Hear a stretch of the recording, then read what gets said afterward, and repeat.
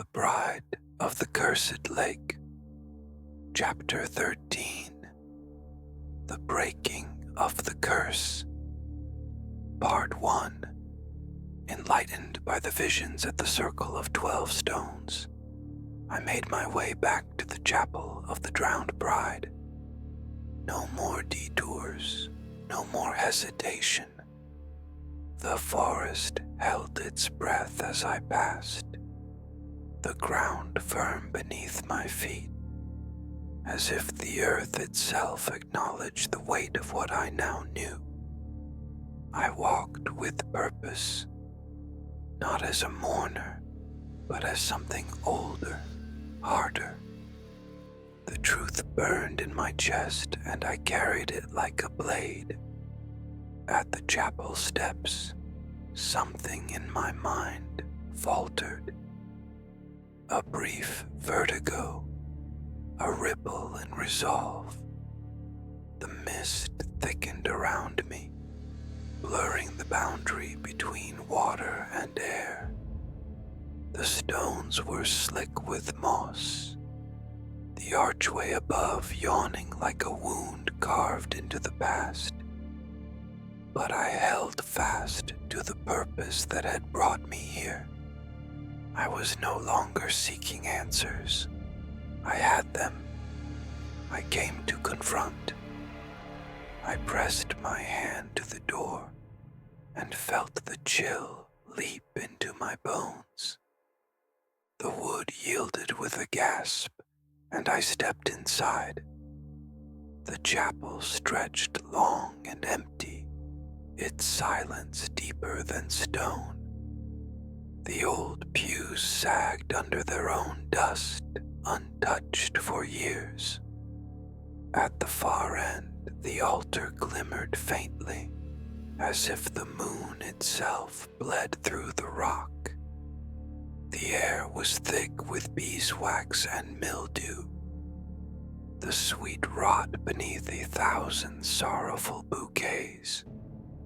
And the frescoes, I had ignored them before, or perhaps I had simply failed to see the whole picture, as if my mind had shied from their gaze. But tonight the moon exposed everything. 12 brides were depicted along the curved wall behind the altar, draped in gowns pale as swan feathers. Their faces were hidden beneath veils, their postures frozen in mourning or surrender. Above them, a crescent moon hovered in faded gold. Not divine, not cruel, only watching. Yet my gaze was drawn not to the brides, but to the stone above the altar. A panel I had once thought unremarkable, now alive with terrible detail. A woman with black hair stood above the altar, her figure solemn and unmoving. Her eyes were the green of old copper, her mouth set in a line that knew no forgiveness. In one hand, she held a ritual knife, its blade hovering over her open palm. Blood poured in impossible arcs. Across the altar, over the veiled brides, out of the fresco, and down the wall like a wound that would never close. If I stood at just the right angle, the blood seemed to drip onto my own hands. My breath stuttered. The pain in my arms returned, a memory of wings trying to tear free. I reached up, almost against my will, and touched the stone below the fresco. It was cold, the shape of a handprint, etched by centuries of repetition, cupped my palm like a grave. I pressed harder. The world tilted. The chapel seemed to sway around me, its walls pulsing like something alive. The air thickened, heavy and oppressive, each breath harder than the last. My knees buckled, but I did not let go. And then the vision seized me. The brides emerged one by one, barefoot and draped in white, their gowns heavy with lake water and memory. They walked not as victims, but as echoes. Women whose hearts had shattered beneath the weight of betrayal. I saw it now, all of it. These were not symbols. These were the once promised, cast aside. At the center stood the first of them, the one who had drowned herself when her betrothed confessed what he had done.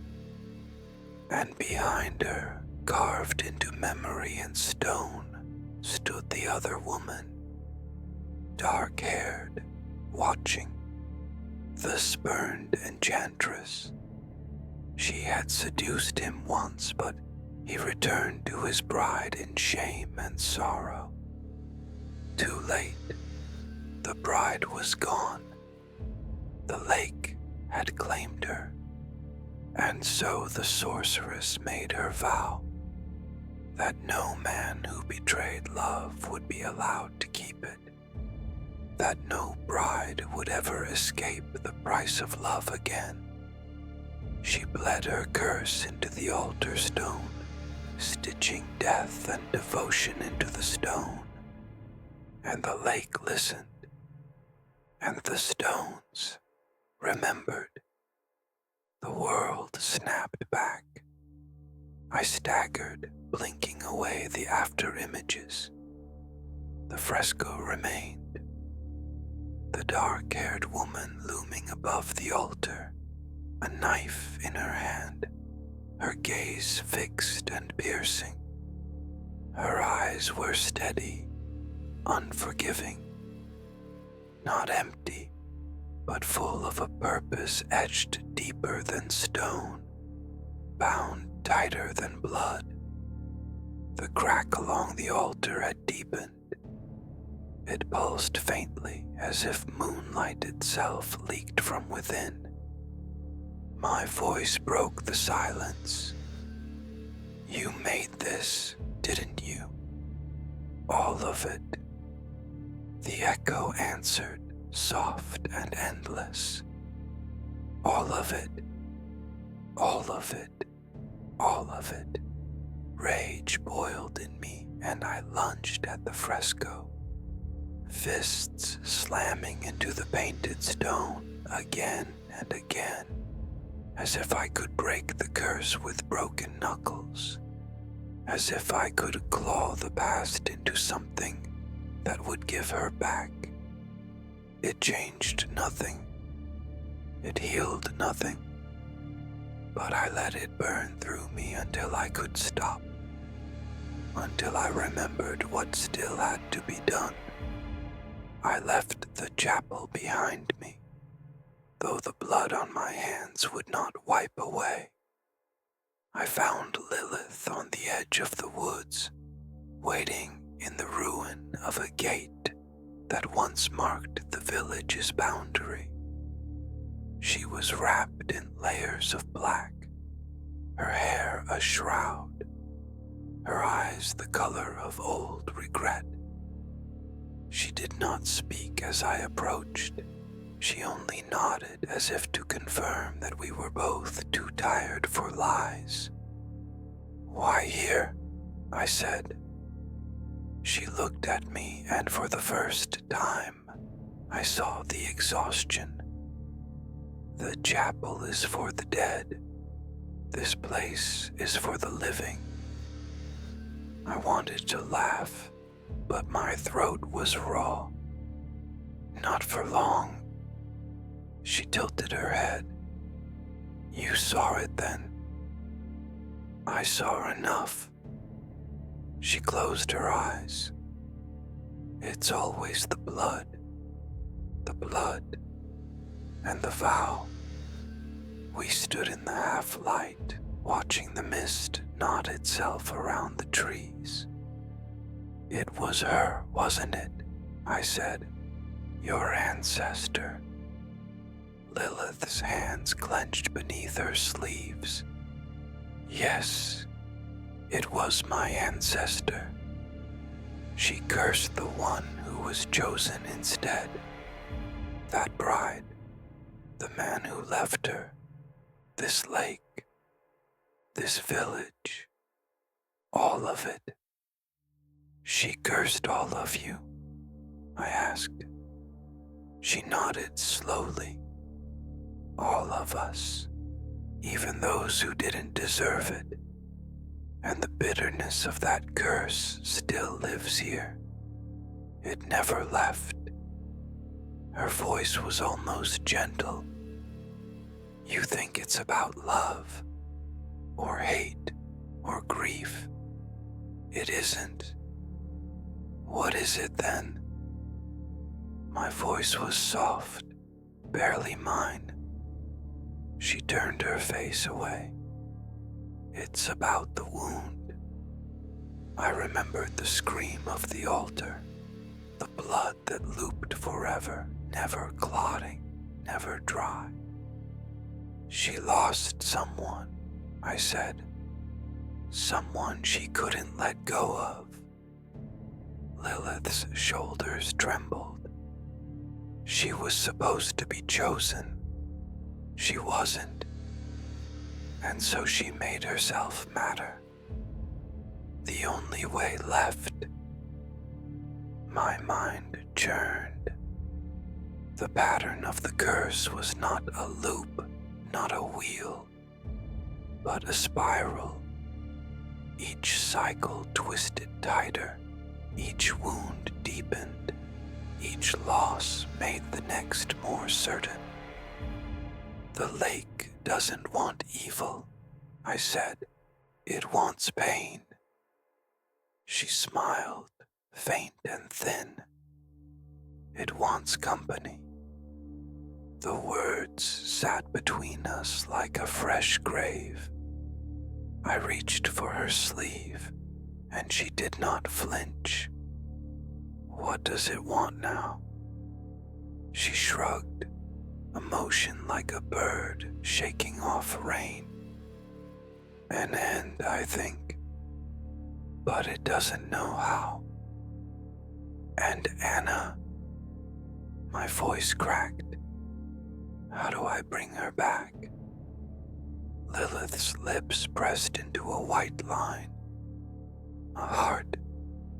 It always comes back to the heart. I remembered the blade slicing into her palm, the blood spilling freely. Not violence, but vow.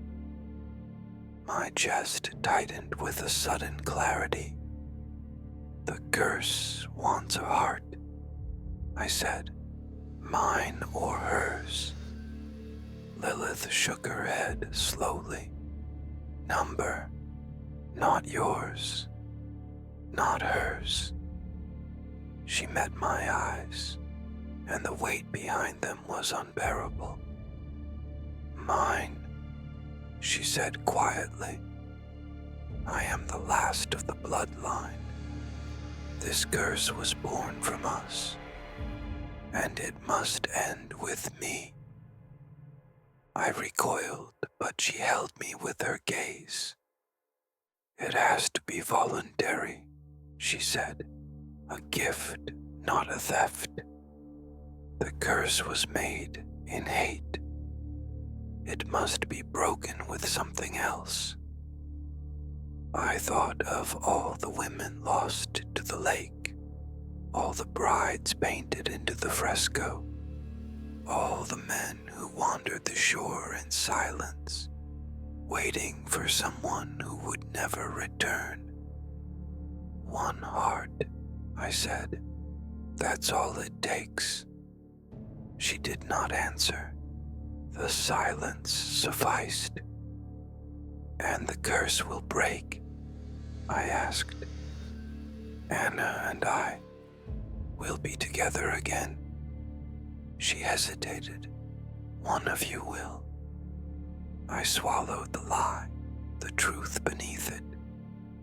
"But not both. The curse is old," she whispered. "It only understands sacrifice." We stood there for a long time. The mist drifted between us. In the distance, I heard the cry of a swan, lonely and sharp. My thoughts reeled. Was this what it would take to break the curse? To tear a living heart from her chest and offer it to the stones like some ancient ransom? I stared at her, not with pity, not with rage, but with something colder. I didn't make this curse, I thought. She did. Her bloodline did. Let it answer for itself. "I'll do it," I said, "if that's what it takes to bring Anna back. I'll damn myself. I'll carry that weight." Lilith's eyes flicked to mine, unreadable. "That was long ago," she said softly. "A grief that isn't mine. I won't bleed for a love that never belonged to me." She turned away, her voice a blade wrapped in silk. "I've told you the truth. What you do with it is yours to carry. Break it, bear it, drown in it, but don't ask me to choose for you." And then she was gone, swallowed by the trees, leaving only the path and the silence.